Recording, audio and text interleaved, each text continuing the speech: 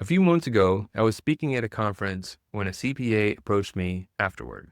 He said, Kenny, I'd love to facilitate strategic planning sessions for my clients, but I don't think I'd be very good at it. And that got me thinking. So many advisors, consultants, and coaches are missing out on one of the most valuable services that they can offer, not because they can't do it, but because they've never been shown how. Today, I'm going to share the exact process I taught that CPA. The same process that not only gave him the confidence to lead clients, but also generated more testimonials in 2 months than he had in the last 2 years.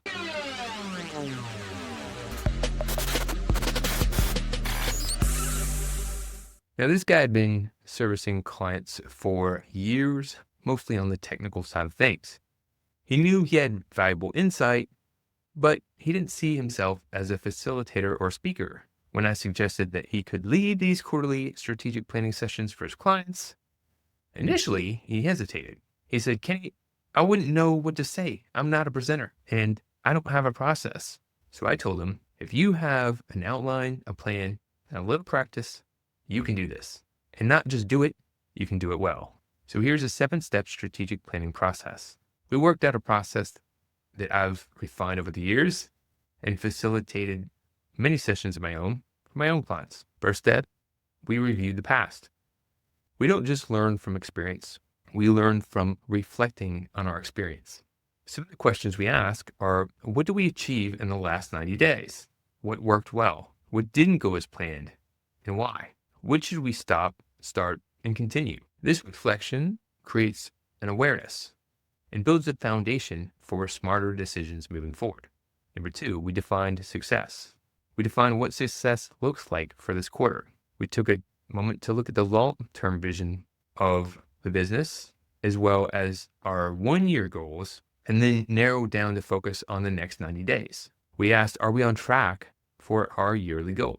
We asked the question, what's the one thing that we can accomplish in the next quarter that would make the biggest difference? After doing this, we moved to the 3rd step and identified the opportunities and the issues. This is where the team surfaces any big problems that need to be solved or some opportunities that can be seized. Sometimes these are obvious. Other times they come from those reflective conversations in step 1. After we've taken the time to get that clarity, it's about prioritizing those goals. Not everything can be the number 1 priority. We've got to determine what's going to have the most impact. So I suggest selecting the top 3 to 5 max goals that will have the biggest impact. And if you need to make it simple, you can even start with 1 and build on it over time. After you have an idea of what those goals are, it's time to create an action plan, clarifying who is doing what and when. In this step, it's really important to check capacity. Do we have the people, time, and resources to pull this off? I know that this is an easy one to miss. I can see a big vision. I have a visionary skill set. And if I only am using my visionary hat, I can paint this big picture. But then it's kind of like going shopping when you're hungry. You have all these ideas, but then it's like, you've got to eat them. In this case, you have to execute all those actions. And you've got to keep everything else, the day-to-day items, moving too. This is where you need to put the integrator hat on and really make sure that you've got that capacity, the time, and the resources to pull it off. A lot of people will overestimate what they can pull off in a short period of time and underestimate what they can pull off in a longer period of time. So I suggest just taking the time to really think through what are all the steps, break everything down to those clear actions so you can see them, estimate the time that would take to pull them off, and know that it takes typically longer than you'd think it would take to pull something off. And then you'll learn as you go. Another thing you could do is anticipate roadblocks. This is step 6, by the way. You can anticipate roadblocks. What are some of the common things that would derail your goals? Whether it's missing steps, resource gaps, or skill shortages, it's better to spot them early and plan around them than to be surprised when you're trying to get through them. Step number 7, build in accountability. Even great plans fall apart without follow through. That is why I recommend regular check-ins and, yes, having a coach or an advisor in the mix. Because even the best leaders have blind spots. Coaches should have coaches. Advisors should have coaches. The most successful champions in the world have coaches, not because they can't do it on their own or they don't have the skill set, because coaches help them perform at their best. That's what they're there for. So in this case, this CPA had great transformation. I first facilitated this session with him and his team so that they could see the process in action. Then we customized the outline and structure so he could use it on his own clients.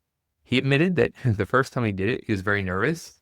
That's going to happen. You're going to try things that you haven't done before. It's going to be a little nerve-wracking. People I've helped out with their speaking presentations, they're a little bit nervous at first, but you get better with practice.